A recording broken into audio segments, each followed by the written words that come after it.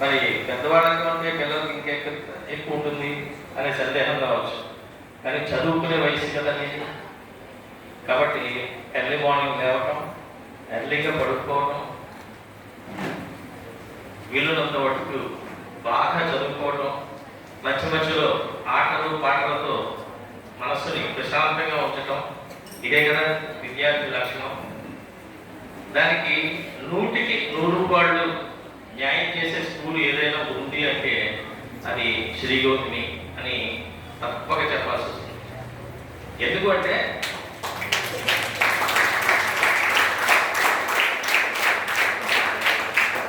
చాలా స్కూళ్ళు ఉన్నాయి,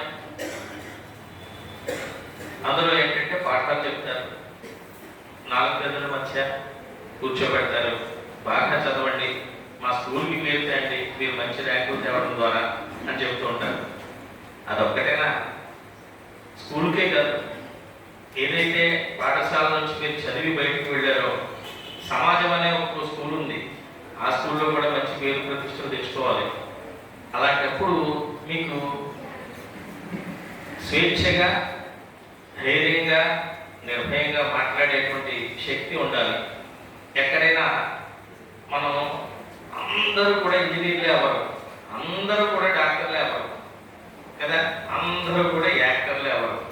కానీ బయట యాక్టర్ల కన్నా లోపల మన ఇంట్లో చేసేటువంటి యాక్షన్స్ చాలా ఎక్కువ ఉంటాయి.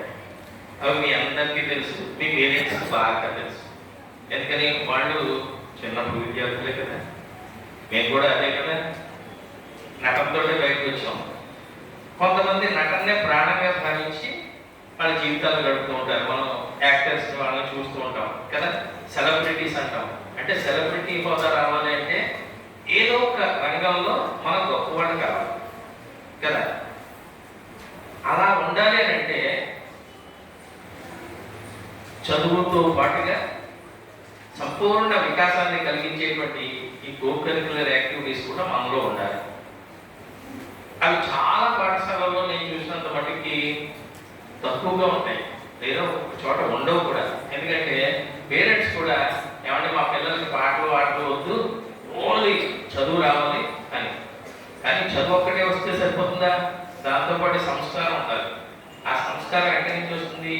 ఇటువంటి కో-కరిక్యులర్ యాక్టివిటీస్ ద్వారా, కల్చరల్ ప్రోగ్రామ్స్ ద్వారా, మనం పాటలు పాడటం ద్వారా, 4 మాటలు స్టేజ్ ఎక్కి 10 మంది ముందు మాట్లాడటం ద్వారా, అలాగే ఏ విషయాన్నైనా సరే నిర్భయంగా చెప్పగలిగేలా ఉండాలి అంటే మనకి మామూలుగా బుకిష్ నాలెడ్జ్తో పాటు ఇటువంటి నాలెడ్జ్ కూడా అవసరం.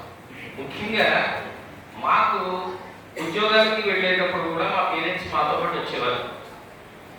మీకు ఆశ్చర్యంగా ఉంటుంది, 20 years వచ్చిన తర్వాత, మేము డిగ్రీ చదివిన తర్వాత, అదే టీచర్ జాబ్ అదే డిగ్రీలో పొందిన తర్వాత టీచర్ ఉద్యోగానికి వెళ్ళాలి. టీచరే కొన్ని 100 మందికి చెప్తారు, కానీ మేము ఆ ఇంటర్వ్యూకి వెళ్ళాలంటే మాతో పాటు పేరెంట్స్ వచ్చేవారు. కానీ ఈరోజు మీతో పాటు ఎంతమంది పేరెంట్స్ వస్తున్నారు మీతో రేపు ఉద్యోగానికి అప్లై చేసేటప్పుడు? మీకు మీరుగా నెట్లో వెతుక్కుంటున్నారు, ఆపర్చునిటీస్ అన్ని చూసుకుంటున్నారు, which one is the best one అని చూస్తున్నారు, చూస్ చేసుకుని దాంట్లోకి వెళ్తున్నారు. అంతా అయిన తర్వాత 1 సంవత్సరం అయిన తర్వాత దీనికన్నా ప్యాకేజ్ ఎక్కువగా ఉంది, లేదా బెనిఫిట్స్ ఎక్కువ ఉన్నాయి, లేదా ఇంతకన్నా మంచి కంపెనీ, మంచి ఆఫీస్ అని అనిపిస్తే మళ్ళీ దాంట్లోకి మీరు వెళ్తున్నారు. అంటే ఇవన్నీ ఎవరు చెప్తున్నారు? పేరెంట్స్ ఎంతవరకు చెప్పగలరు? బాగా చదువు, మంచి విద్యార్థిగా ఉండు, ఇంట్లో కూడా మంచి పిల్లగా, మంచి పిల్లాడిగా ఉండు, అంతవరకే చెప్తారు. కానీ దాన్ని ఆకలింపు చేసుకుని ఆచరణలో పెట్టేటువంటి అది ఎవరిది బాధ్యత? మీదే. అందుకే అంటారు మొక్కే వంగనది మానవ వంగన అని. అలాగే నేను బాలలో లేకపోతే పౌరులు అంటారు. నిజమే. మరి ఇంకో 5 ఏళ్ళు అయ్యేటప్పటికి మా వయసులో వచ్చేసాం, లేకపోతే కొంచెం పెద్దవాళ్ళు అయ్యి మిగిలిన బాధ్యతలు వస్తాయి. ఎప్పుడైనా సరే ప్రియమైన విద్యార్థులారా, మీరు గుర్తుంచుకోవాల్సింది, మిమ్మల్ని ఎంతో కష్టపడి చదివిస్తున్నటువంటి మీ తల్లిదండ్రులు మర్చిపోకూడదు. అలాగే ఆ జీతం తీసుకుంటారు కాబట్టి, లేకపోతే మా దగ్గర ఫీజు తీసుకుంటారు కాబట్టి ఆ స్కూల్లో వాళ్ళకి మనం ఎందుకు రెస్పెక్ట్ ఇవ్వాలి అని అనుకోకుండా, మనకి బీజం వేసి రేపు పొద్దున్న మంచి వ్యక్తిగా, ఒక భారత పౌరుడుగా, పౌరురాలుగా మనం ఈ సమాజంలో నిలబడగలగడానికి కారణమైన ఆ పాఠశాలని ఎప్పుడు మర్చిపోకూడదు. మనకి మహేష్ బాబు గారు లేకపోతే ఇంకొకళ్ళు చెప్తేనే కానీ అర్థం కాదు కదా. మనం సమాజం నుంచి బోర్డు తీసుకుంటున్నాం, ఆ తీసుకున్నది మళ్ళీ మనకు తిరిగి ఇవ్వాలి ఎంతో కొంత, లేకపోతే ఏమవుతాం, లవ్ అయిపోతాం కదా. కాబట్టి ఎప్పుడు కూడా మనం దృష్టిలో ఉంచుకోవాల్సింది మన తల్లిదండ్రుల్ని ప్రేమించాలి, గౌరవించాలి. అట్లాగే మనకి విద్య నేర్పినటువంటి ఆ పాఠశాలను ఎప్పుడు కూడా మర్చిపోకూడదు. అలాగే ఈ సమాజంలో జరుగుతున్నటువంటివి చాలా మీరు చూస్తూ ఉంటారు. ఎప్పుడు కూడా ఆత్మన్యూనతాభావం కానీ, లేకపోతే అవతల వాళ్ళ మీద ద్వేషభావం కానీ, కోపం కానీ, అసూయ కానీ, ఈర్ష్య కానీ, ఆ లక్షణాలు ఎప్పుడు కూడా మనలో పెట్టుకోకూడదు. Be positive, be sportive. అంటే ఒక పోటీకి వెళ్దాం, 100 మంది పార్టిసిపేట్ చేస్తారు. అందులో ఆ పరుగు పందెంలో ఒక్కడే గెలుస్తారు. వెనక ఇంకొకళ్ళు వచ్చిన వాళ్ళని రన్నర్ అంటారు, ముందు వాళ్ళు విన్నర్ అంటారు. మరి మిగిలిన 98 మంది వేస్టా? కాదు. వాళ్ళు ఎక్కడి వరకు పరిగెత్తారు? ఆ దగ్గర వరకు వచ్చారు. అంతకన్నా కొంచెం దూరంలో ఇంకొక వాళ్ళు ఉన్నారు. అలా అందరూ వచ్చారు. కానీ మనం అక్కడ అప్రిషియేట్ చేసేది జస్ట్ మనం ఏదో ఒక టోకెన్ ఆఫ్ గిఫ్ట్ కింద ఇచ్చేది ఒకళ్ళకి ఎదురు ఇస్తూ ఉంటాం. అంటే ఎప్పుడైనా సరే అలాగని మేము వెనకబడిపోయామని కాదు మన ఉద్దేశం. రేపు పొద్దున్న వీళ్ళు వెనకబడవచ్చు, వాళ్ళు ముందు రావచ్చు. అంటే మనం చదువులో అయినా సరే, ఎందులో అయినా సరే మనం చేయాల్సినటువంటి కృషి చిత్తశుద్ధితో ఉండాలి. స్పోర్టివ్ స్పిరిట్ ఎప్పుడైతే ఉందో మనలో, ఎప్పుడైనా అపజయాలు మనకి వచ్చినా సరే ఆ అపజయాన్ని దాటి జయాల వైపు, సక్సెస్ వైపు దూసుకెళ్ళేటువంటి ఆ ధైర్యం మనకు ఉండాలి. ఆ ధైర్యం ఎప్పుడు వస్తుంది? ఇటువంటి కార్యక్రమాల్లో పాల్గొంటే వస్తుంది. మీరందరూ కూడా ఒక రకంగా చెప్పాలంటే ధైర్యం ఉంటుంది. ఎందుకని? ముందు అసలు మేము పార్టిసిపేట్ చేస్తామని చేతులు ఎత్తారు కదా స్కూల్లో. అట్లాగే చదువు దగ్గరికి వచ్చేటప్పటికి కంపల్సరీ మీరు చదవాలి, ఇన్ని మార్కులు తెచ్చుకోవాలి, లేకపోతే నెక్స్ట్ అసైన్మెంట్లోనో నెక్స్ట్ దాంట్లోనో మిమ్మల్ని వేలెత్తి చూపిస్తారు, లేదా నిలబడతారనే భయంతో మీరు చదువుతారు. బట్ ఇక్కడ అంత భయం పెట్టకపోవచ్చు, నీ ఇష్టం. ఎవరైతే బిల్డింగ్ ఉన్నారో రోజువారు బిల్డింగ్ పార్టిసిపేట్ అయితే ప్లీజ్ కమ్ అని చెప్తారు మీ టీచర్. కానీ దాన్ని మీరు పాటించి ఓకే దీంట్లో వెళ్తే ఏముందో అని ప్రతి దాంట్లోకి కూడా మనం దూసుకెళ్లే తత్వం ఎప్పుడైతే ఉందో, రేపు పొద్దున్న మీరు సంపాదించేటువంటి ఆ హోదాలు, ఉద్యోగం, అది కదా గవర్నమెంట్ ఆర్ ప్రైవేట్, ఏ జాబ్లో అయినా సరే మనకు ఒక టీమ్ స్పిరిట్ ఉండాలి. ఆ టీమ్ స్పిరిట్ అనేది కానీ, లేకపోతే 10 మందితో మనం మాట్లాడగలిగే సత్తా కానీ, రేపు పొద్దున్న ఓ రైతుల దగ్గరికి వెళ్ళాల్సి వస్తుంది, వ్యాపారస్తుల దగ్గరికి వెళ్ళాల్సి వస్తుంది, మీ ఉద్యోగాల స్థాయిని బట్టి. అటువంటిప్పుడు మీరు మీ యొక్క ఏదైతే నేర్చుకున్నారో చిన్నప్పటి నుంచి ఇవన్నీ ఈ అబ్జర్వేషన్స్ వల్ల మీకు చాలా ధైర్యం వస్తుంది. ఆ ధైర్యం ఎప్పుడైతే వచ్చిందో సమాజంలో మీరు ఎలాగైనా బతకగలరు. అంటే ఎన్ని కష్టాలు వచ్చినా సరే వాటిని దాటుకుంటూ మనం వెళ్ళగలిగే స్థితి ఎప్పుడు వస్తుంది? ఇటువంటి అన్ని యాక్టివిటీస్లోనూ మనం పాల్గొంటేనే వస్తుంది. దానికి ముఖ్యంగా తల్లిదండ్రుల ఎంకరేజ్మెంట్ ఉండాలి. వద్దండి మా వాడే చదువుకుంటాడు, ఇవ్వబోయే చదువులో 2 మార్కులు తగ్గిపోతే ఇంకేమన్నా ప్రాణం పోతుంది కదా అనుకునే తల్లిదండ్రులు చాలా చోట్ల ఉన్నారు. బట్ శ్రీగోత్రికి సంబంధించి కొంచెం గొప్పగా చెప్పుకోవాల్సింది ఏంటంటే పేరెంట్స్ కూడా ఎంకరేజ్ చేస్తారు. ఎప్పుడు చదివేనా దాంతోపాటుగా కో-కరిక్యులర్ యాక్టివిటీస్ కూడా సమూలమైన, పరిపూర్ణమైన, సంపూర్ణమైన విద్య రావాలి అంటే ఇటువంటి యాక్టివిటీస్లో కూడా మా పిల్లల్ని పాల్గొనివ్వండి, మా పిల్లలు పార్టిసిపేట్ చేసేలా మీరు కండక్ట్ చేయండి అని చెప్పిన దగ్గర ఈ స్కూల్ ప్రారంభించినప్పటి నుంచి కూడా దీని స్థాపకుడు సుంకర్ రవికుమార్ గారు వారికి గొప్పతనం ఏంటంటే ఇది ఒక గురుకులం. అలాగే గురుకులం అని వేదాల శాస్త్రాలు కూర్చోబెట్టి చెప్తారని కాదు, మోడర్న్ గురుకులం.